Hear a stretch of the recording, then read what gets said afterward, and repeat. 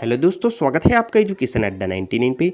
दोस्तों, आज जो शिक्षक भर्ती के लिए परीक्षा हुई, चलिए उसका आंसर की क्या हो सकता है उसके बारे में आज की इस वीडियो में चर्चा कर लेते हैं। तो दोस्तों, हम जितने भी आंसर बताएंगे यहाँ पर वो संभावित होने वाला है, इसमें कोई गलती भी हो सकती है। तो आप उसका सही आंसर अगर आपको पता हो तो आप बताइएगा। तो चलिए दोस्तों, सबसे पहले हम यहाँ पर कंप्यूटर संबंधी सामान्य ज्ञान से स्टार्ट करते हैं। तो इसमें दोस्तों यहाँ पर सबसे पहला क्वेश्चन पूछा गया था, निम्न में से कौन सा एक सर्च इंजन है। तो सर्च इंजन कौन सा है? गूगल आपका सर्च इंजन है। ऑप्शन नंबर ए इसका सही आंसर हो जाएगा। इसके बाद दोस्तों यहाँ पर सेकंड नंबर क्वेश्चन पूछा गया था आपका, रैम मेमोरी है। तो रैम मेमोरी क्या है? एक स्थायी एवं परिवर्तनशील मेमोरी है। तो दोस्तों यहाँ पास आपका आ जाएगा ऑप्शन नंबर ए इसका आंसर हो जाएगा। इसके बाद दोस्तों यहाँ पर थर्ड नंबर पे पूछा गया था, स्कैनर एक डिवाइस है। तो स्कैनर एक कौन सा डिवाइस है? यहाँ पर इनपुट मेमोरी, आउटपुट, बाह्य मेमोरी। तो कौन सा है? ये एक इनपुट डिवाइस है।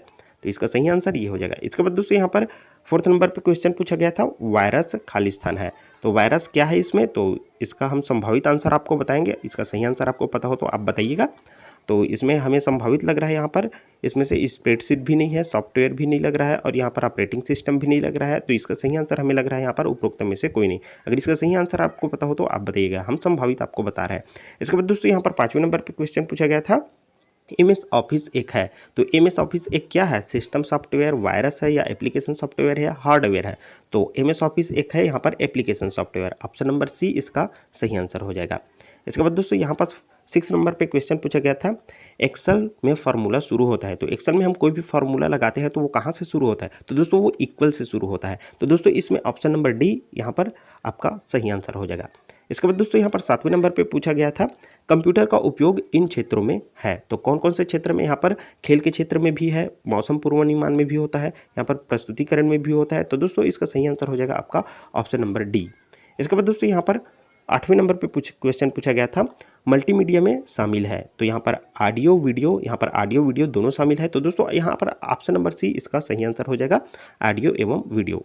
इसके बाद दोस्तों यहाँ पर 9वें नंबर पे इसका क्वेश्चन पूछा गया था, निम्नलिखित में से कौन सी ऑपरेटिंग सिस्टम नहीं है। तो दोस्तों इसमें ऑपरेटिंग सिस्टम कौन सी नहीं ये बताना है। तो यहाँ पर विंडोज़ है, डॉस है, यूनिक्स है और यहाँ पर एमएस ऑफिस दिया गया है। तो दोस्तों यहाँ पर आपका ऑपरेटिंग सिस्टम एमएस ऑफिस नहीं है। तो दोस्तों इसका सही आंसर हो जाएगा आपका ऑप्शन नंबर ए। इसके बाद दोस्तों हम आगे बढ़ते हैं, फिर यहाँ पर आपको देखने को मिलेगा, कंप्यूटर का उपयोग निम्न में से है। तो दोस्तों कंप्यूटर का उपयोग यहाँ पर परिशुद्ध खेती, कार्यस्थल और शिक्षण तो सभी में है। तो दोस्तों इसका आंसर सही हो जाएगा यहाँ पर उपरोक्त में से सभी। तो दोस्तों इसका ऑप्शन नंबर डी इसका सही आंसर हो जाएगा। चलिए दोस्तों अब इसके बाद देख लेते हैं सामान्य ज्ञान से जो क्वेश्चन पूछे गए थे उसके बारे में। तो दोस्तों इसमें सामान्य ज्ञान से सबसे पहला क्वेश्चन पूछा गया था, रेडियोधर्मिता की यहाँ पर खोज किसने की। तो दोस्तों यहाँ पर 4 ऑप्शन दिए गए हैं। तो दोस्तों इसमें रेडियोधर्मिता की खोज यहाँ पर हेनरी बेक्यूरल ने की थी। तो इसका ऑप्शन नंबर ए इसका सही आंसर हो जाएगा। इसके बाद दोस्तों यहाँ पर सेकंड नंबर पे पूछा गया था, चंद्रयान 2 का प्रक्षेपण कब किया गया था। सॉरी, यहाँ पर चंद्रयान 1 के बारे में पूछा गया है। तो चंद्रयान 1 का दोस्तों यहाँ पर 2008 में किया गया था। तो दोस्तों यहाँ पर 22 अक्टूबर 2008 इसका सही आंसर हो जाएगा। इसके बाद दोस्तों हम आगे बढ़ते हैं। तो यहाँ पास थर्ड नंबर पे क्वेश्चन पूछा गया था, निम्नलिखित में से दिल्ली और किस शहर के बीच ऐतिहासिक शेरशाह सूरी मार्ग को यहाँ पर राष्ट्रीय राजमार्ग संख्या 1 कहा जाता है। तो दोस्तों किसे कहा जाता है यहाँ पर राष्ट्रीय मार्ग संख्या 1? तो यहाँ पर 4 ऑप्शंस दिए गए हैं। तो इसमें से दोस्तों यहाँ पास इसे कहा जाता है अमृतसर को। ऑप्शन नंबर डी इसका सही आंसर हो जाएगा। अब दोस्तों यहाँ पास हम आगे बढ़ते हैं, फोर्थ नंबर पे क्वेश्चन पूछा गया था, छत्तीसगढ़ का गांधी किसे कहते हैं। तो दोस्तों इसमें छत्तीसगढ़ का गांधी किसे कहते हैं, यहाँ पर 4 ऑप्शन है। तो दोस्तों इसमें छत्तीसगढ़ का गांधी कहा जाता है यहाँ पर पंडित सुंदरलाल शर्मा को। ऑप्शन नंबर ए इसका सही आंसर हो जाएगा। दोस्तों जितने भी आंसर बताया जा रहा है वो सभी संभावित है, आप ध्यान में रखिएगा। इसके बाद दोस्तों यहाँ पर 5th नंबर पर क्वेश्चन पूछा गया था, वायु प्रदूषण के कारण किस गैस का क्षरण होता है। तो दोस्तों यहाँ पर ऑक्सीजन, कार्बन डाइऑक्साइड, ओजोन और नाइट्रोजन दिए गए हैं। तो दोस्तों इसमें वायु प्रदूषण के कारण यहाँ पर ओजोन गैस का यहाँ पर क्षरण होता है। तो ऑप्शन नंबर सी इसका आंसर हो जाएगा। इसके बाद दोस्तों यहाँ पर 6वें नंबर पे क्वेश्चन पूछा गया था, भारत के पठारी भाग में काली मिट्टी का विकास किस प्रकार की चट्टानों पर हुआ है। तो किस प्रकार की चट्टानों पर हुआ है इसके बारे में हमें बताया है। तो यहाँ पर दोस्तों ये क्वेश्चन आपका और भी पूछा गया है यहाँ पर व्यापम के द्वारा। तो इसका दोस्तों यहाँ पर सही आंसर हो जाएगा आपका अग्निय। ऑप्शन नंबर बी इसका सही आंसर हो जाएगा। इसके बाद दोस्तों हम आगे बढ़ते हैं। तो यहाँ पास आपको देखने को मिलेगा 7वें नंबर क्वेश्चन पूछा गया था, छत्तीसगढ़ में प्रसिद्ध लक्ष्मण मंदिर कहाँ है? तो दोस्तों ये आप सबको पता होगा, छत्तीसगढ़ में प्रसिद्ध लक्ष्मण मंदिर है आपके सिरपुर में। ऑप्शन नंबर बी इसका सही आंसर हो जाएगा। इसके बाद दोस्तों यहाँ पर क्वेश्चन पूछा गया था, भारत द्वारा निर्मित प्रथम उपग्रह का नाम बताएं। तो दोस्तों भारत द्वारा निर्मित प्रथम उपग्रह कौन से है? तो दोस्तों यहाँ पर संभावित आंसर हम बता रहे हैं। तो दोस्तों इसमें उपग्रह आपका आर्यभट्ट, ऑप्शन नंबर बी इसका सही आंसर हो जाएगा। इसके बाद दोस्तों यहाँ पर क्वेश्चन पूछा गया था, तड़ित चालक का आविष्कार किसने किया? तो तड़ित चालक का आविष्कार किसने किया था? यहाँ पर ग्राहम बेल, लॉर्ड लिस्टर और यहाँ पर बेंजामिन फ्रैंकलिन और यहाँ पर आइंस्टाइन। तो दोस्तों इसका तड़ित चालक का आविष्कार किया था आपका बेंजामिन फ्रैंकलिन ने। तो दोस्तों इसका ऑप्शन नंबर सी इसका आंसर हो जाएगा। इसके बाद दोस्तों यहाँ पर लास्ट नंबर पे क्वेश्चन पूछा गया था 150 नंबर पे, वर्तमान समय में भारत की जनसंख्या में किस आयु वर्ग की अधिकता है? तो वर्तमान समय में किस आयु वर्ग की यहाँ पर अधिकता है, इसका भी हम यहाँ पर संभावित आंसर आपको बता रहे हैं। अगर इसका सही आंसर आपको पता हो तो आप बताइएगा। तो दोस्तों हमें यहाँ पर संभावित लग रहा है, इसमें से यहाँ पर देख पाएंगे 4 ऑप्शन दिए गए, बच्चों की आश्रित जनसंख्या, वृद्धों की आश्रित जनसंख्या, कार्यशील जनसंख्या और उपरोक्त में से कोई नहीं। तो इसका दोस्तों यहाँ पर संभावित हमारे हिसाब से आंसर इसका ऑप्शन नंबर ए है, बच्चों की आश्रित जनसंख्या। इसके बाद चलिए देख लेते हैं यहाँ पर सामाजिक अध्ययन से लेकर क्वेश्चन को। तो दोस्तों इसमें सबसे पहला क्वेश्चन पूछा गया था, रामायण के लेखक कौन है? तो रामायण के लेखक है आपके महर्षि वाल्मीकि, ऑप्शन नंबर सी इसका सही आंसर हो जाएगा। इसके बाद दोस्तों यहाँ पर सेकंड नंबर पे क्वेश्चन पूछा गया था, हरजत दातागंज के नाम से यहाँ पर सामान्य जनता के बीच कौन प्रसिद्ध था? तो यहाँ पर हरजत दातागंज के नाम से कौन प्रसिद्ध था ये हमको बताना है। तो Abdul Hussain Hajvery, option number A इसका सही आंसर हो जाएगा।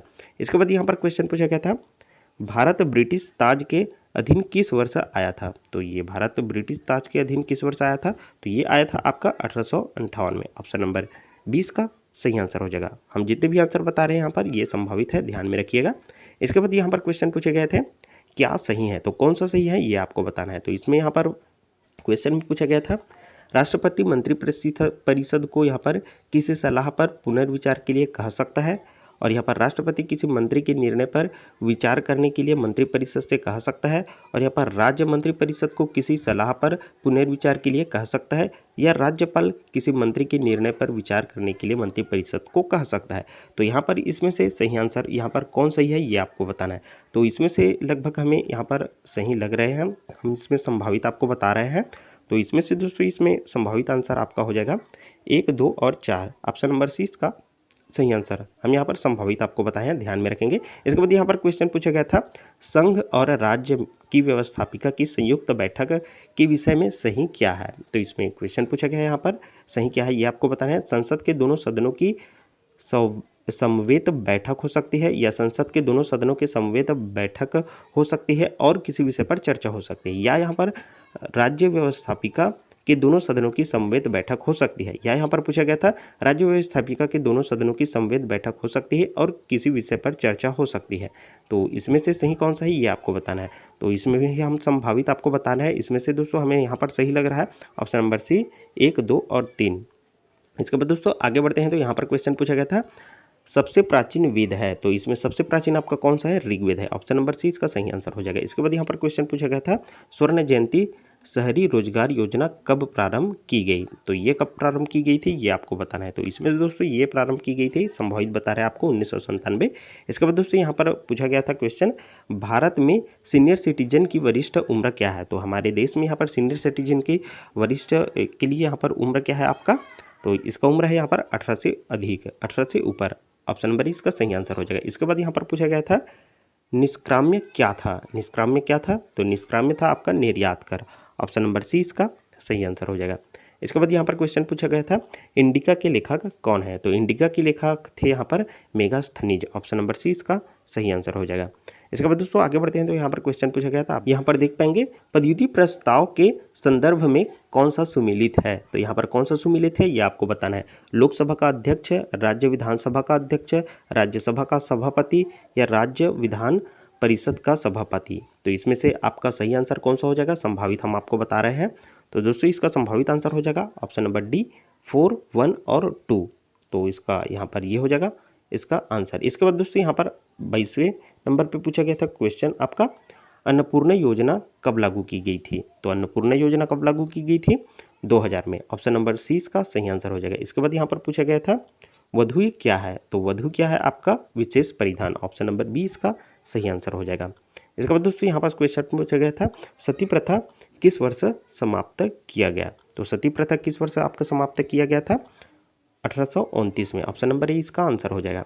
इसके बाद दोस्तों यहाँ पर क्वेश्चन पूछा गया था, संविधान के अनुसार सही क्या है? तो ये आपको बताना है। तो राज्य विधानमंडल का प्रथम सदन राज्य विधानसभा होगा और राज्य विधानमंडल का द्वितीय सदन यहाँ पर विधान परिषद होगा। तो दोस्तों इसमें से दोनों सही है, तो इसका सही आंसर दोस्तों आपका हो जाएगा ऑप्शन नंबर सी 1 और 2 दोनों।